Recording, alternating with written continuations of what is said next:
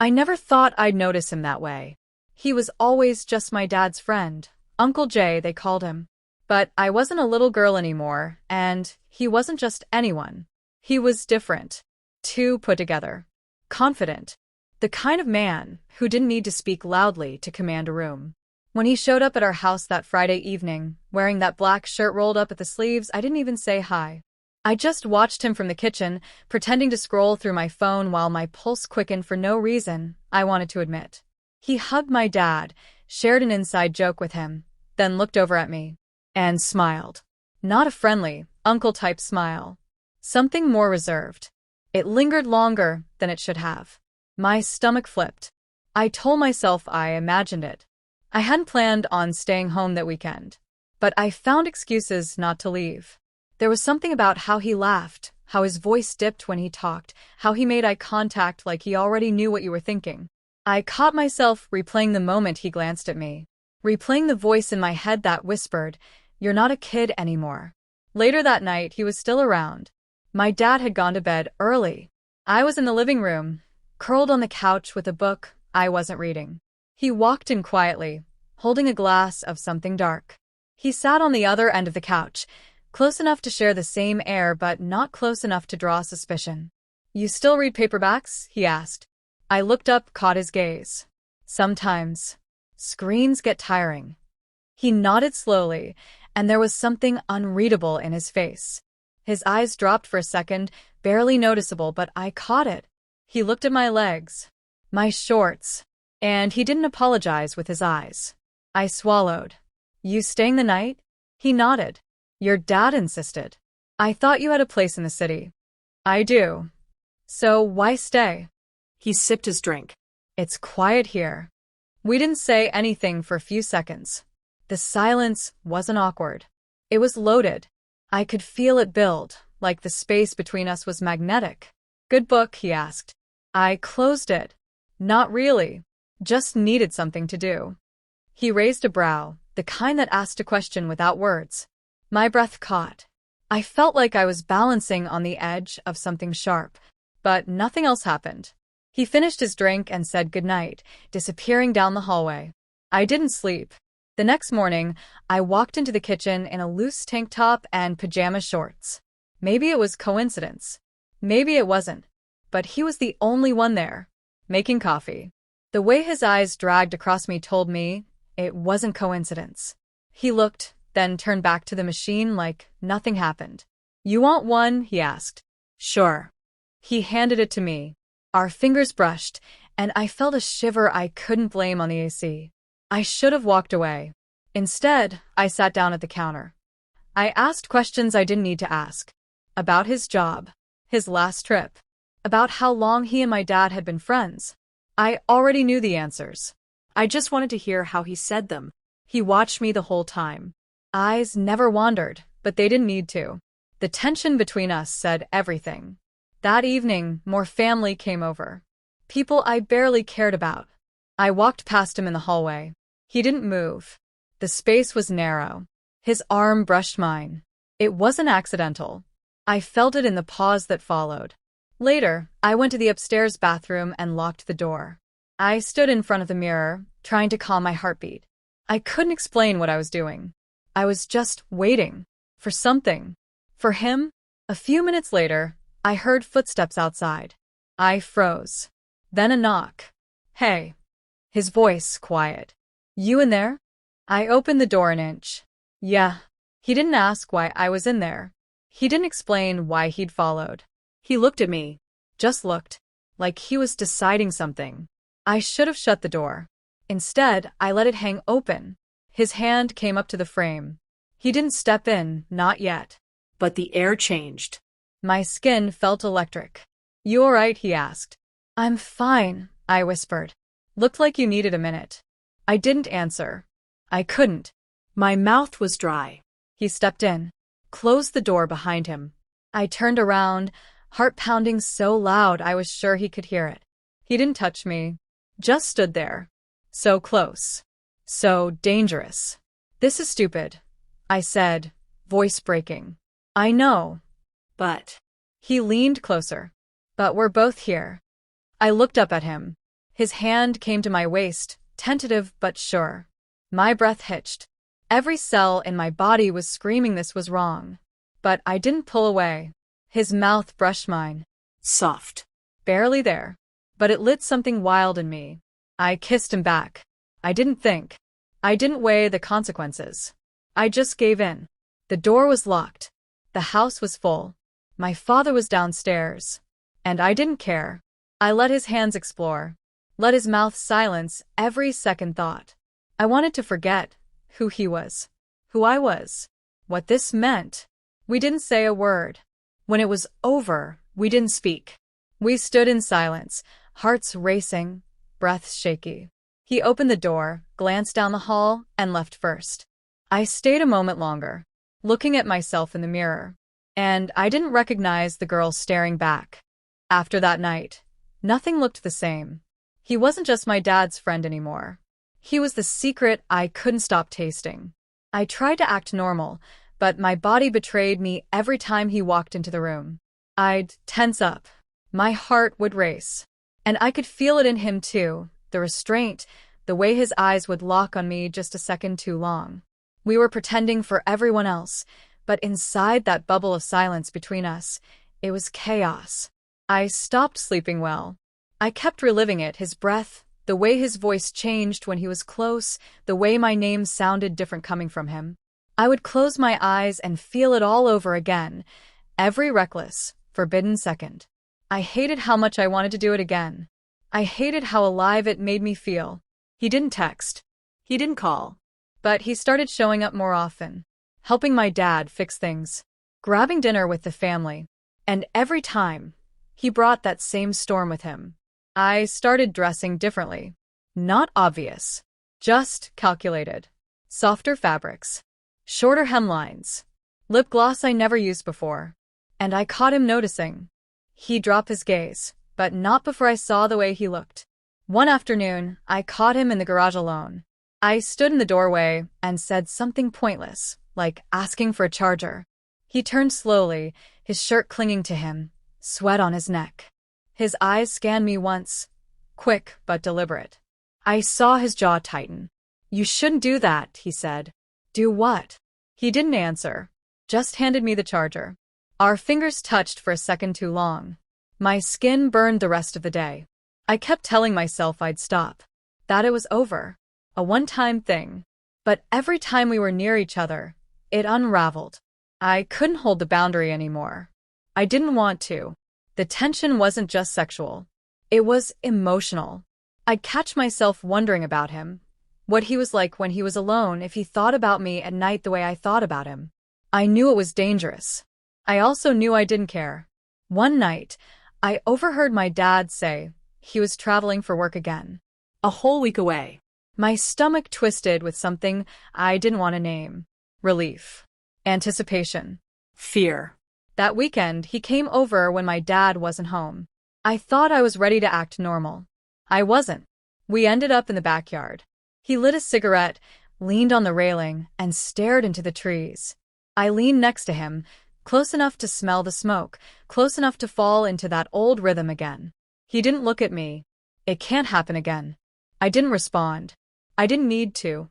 The silence answered for both of us. "I mean it," he said.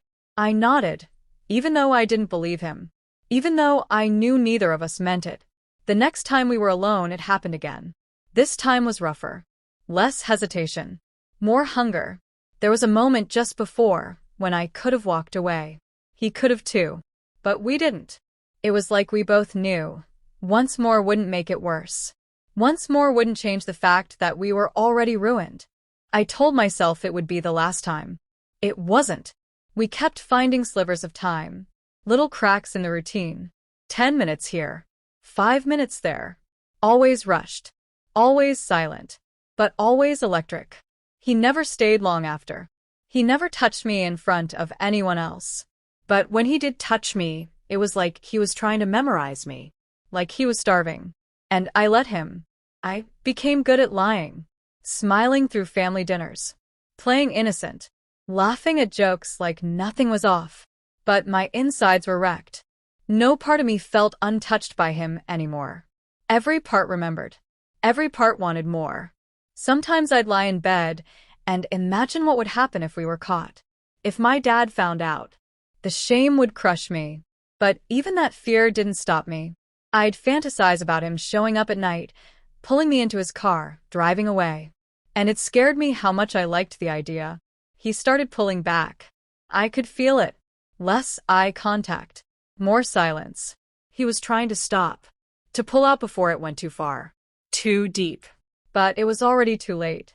I caught him watching me once when he thought I wasn't looking. It wasn't lust. It was longing. That was worse. He kissed me one night like it was the last time. Like he knew it had to end, but couldn't accept it. I felt it in the way he held me. Tighter, longer, as if he was burning the memory into himself. He whispered, "You have to let me go." I didn't answer. I didn't cry. I just kissed him back, like I was saying goodbye. But I wasn't ready to. Not even close. And I knew he wasn't either. I don't know how it happened that fast.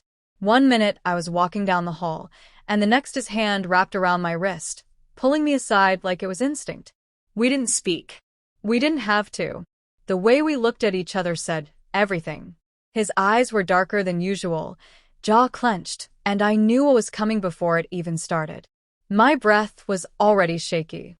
He didn't ask permission. He didn't wait for hesitation. His mouth was on mine before I could think.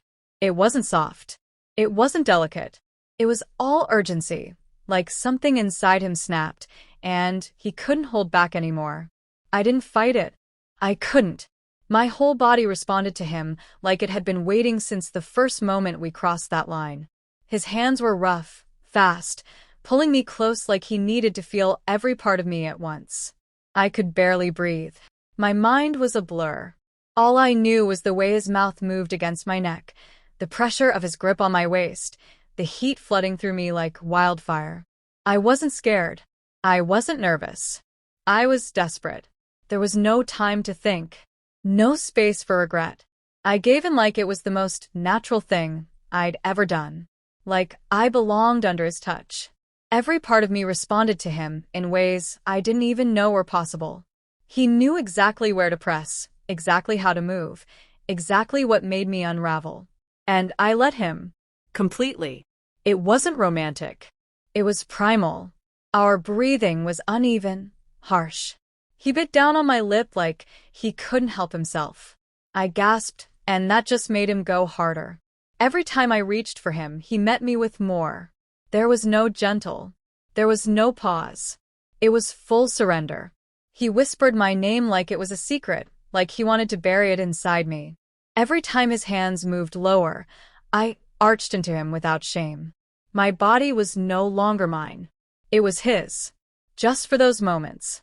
And I gave it to him, without hesitation.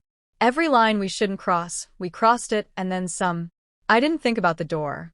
I didn't think about who could hear. My mind was blank except for the pressure, the rhythm, the way his voice cracked when I whispered, "Don't stop." His hands gripped tighter, his mouth got hungrier, and all I could do was cling to him like he was the only thing keeping me upright. There was no end and beginning, just friction and fire, and the kind of connection that only lives in secrets. It wasn't just sex. It was everything we hadn't said, every look we'd shared, every breath we held back finally crashing into something we couldn't control. I came undone under his hands like I'd been waiting for that moment my whole life. I didn't care about shame. I didn't care about guilt. I didn't care that the walls were thin or that my dad was downstairs. I just needed him. And he needed me. The second it ended, silence filled the space like a punch. Our breathing slowed, but our eyes didn't meet. He pulled back first. I stood there, trembling, not from fear but from the way my body still remembered him. Every inch of me tingled. Every inch of me ached for more. But it was done. He straightened up like nothing had happened, fixing his shirt, wiping his mouth like he could erase it that easily. I stayed frozen, watching him, trying to read his face. He didn't look at me.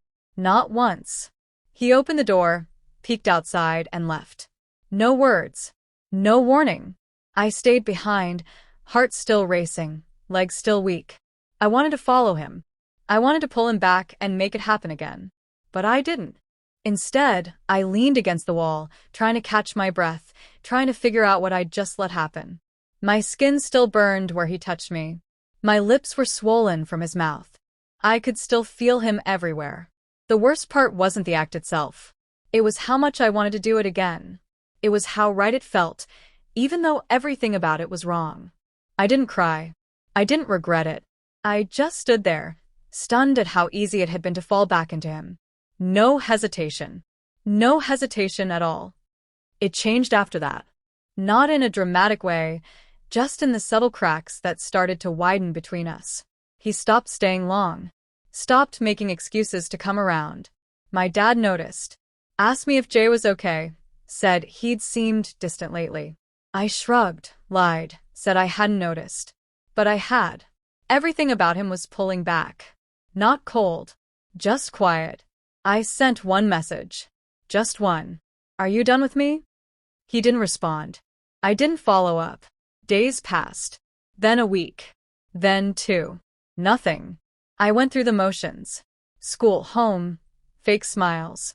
But my body felt hollow. Like someone had carved out the part of me that responded to touch, to desire. I didn't want anyone else. Didn't even want to be seen. It wasn't heartbreak. It was silence. Then I saw him again. By accident. A store aisle. My stomach dropped when our eyes met. He looked older. Tired. Like he hadn't slept much. He gave a faint nod, one that said, "Not here." I didn't move. I just let him pass. That night, I got a call. Unknown number. I answered anyway. "I shouldn't have done any of it," he said. I didn't speak. I wanted to scream.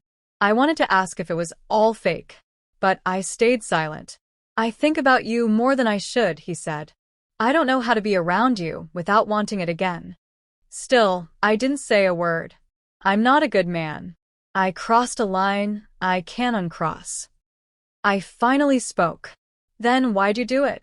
His pause was long. Because it felt like I'd waited my whole life to feel something real. That broke me. Because I knew exactly what he meant. The ache. The way we filled each other's silence. The way the world faded when we touched. It wasn't just lust. It wasn't love either. It was something in between that didn't have a name. He told me he couldn't come back. That if he did, he wouldn't stop. And he needed to stop. For himself. For my father. For me. I told him I understood. And I did. But understanding didn't make it hurt less. Weeks turned to months. I saw him once more, at a family gathering. He avoided me like I was poison. And maybe I was. Maybe we were poison to each other. But that didn't stop me from watching him when no one else was looking. Didn't stop me from wondering if he still thought about me when he was alone. The guilt came in waves. Sometimes late at night, sometimes when I saw my dad smile. I'd feel it twist in my chest, knowing what I'd done, knowing who I'd let into my body, my mind. But the guilt never outweighed the memory. That was the part that scared me the most. I'd do it again, even knowing the ending. I tried dating. Tried talking to other people. But no one made me feel the way he did. No one made silence feel full. No one looked at me like I was a secret worth keeping. Eventually, I stopped looking for him in crowds. Stopped checking my phone for a number that wouldn't appear. I packed the memories away, one by one. Locked them up in some corner of my mind where no one could touch them. But even now, even after all that time, I remember the way he breathed my name. The way his hands trembled the last time he touched me. The way we both knew it wasn't supposed to happen, but let it happen anyway. Sometimes I wonder if he ever told anyone. If he carried it like I did. If he woke up at night remembering the way I fit against him. If he ever saw someone who reminded him of me and had to look away. Sometimes I think about running into him again, years later, when everything's different and no one remembers. Would we speak? Would we pretend? Or would the silence rush back and like it never left? I don't know. What I do know is this. I'll never be the same. Not because of what we did, but because of what it meant.